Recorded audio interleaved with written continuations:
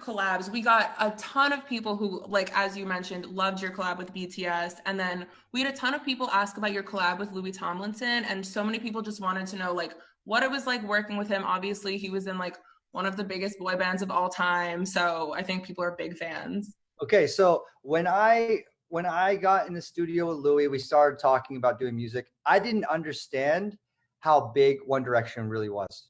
I knew they were a boy band. Of course, everyone knows them. You can't deny, like, Yeah. but I just didn't know until, like the first, like when he followed me, and then I felt like, I remember. So he came to one of my shows at Hakkasan, and then I think he followed me, and then I was like, wait, why are all these fans of One Direction like going, oh my God, Louis followed Steve. And then I followed him back, and then we started DMing, and then I'm like, yo, we got to get in the studio. And then that's when I got the first taste of his fandom.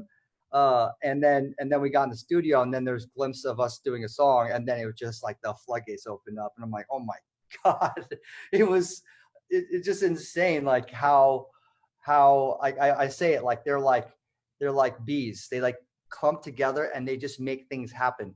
It's incredible. They are their own PR, their own network, their own social media, their own marketing. They're like an institution. They're like a major label that wished they could be that.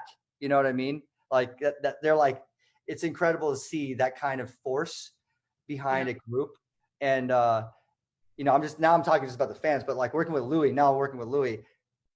what what a humble dude.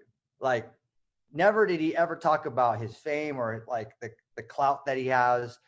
It's like when we're in the studio, we're just two guys in the studio working on music. And we have worked on a couple different ideas, but Just Hold On was by far the banger of all of them, and that's how it generally works. You like work on some ideas, you're like, okay, this sounds good, but let's see if we can come up with something better. And then it just was like a high, those high five moments, like, yo, we got something big.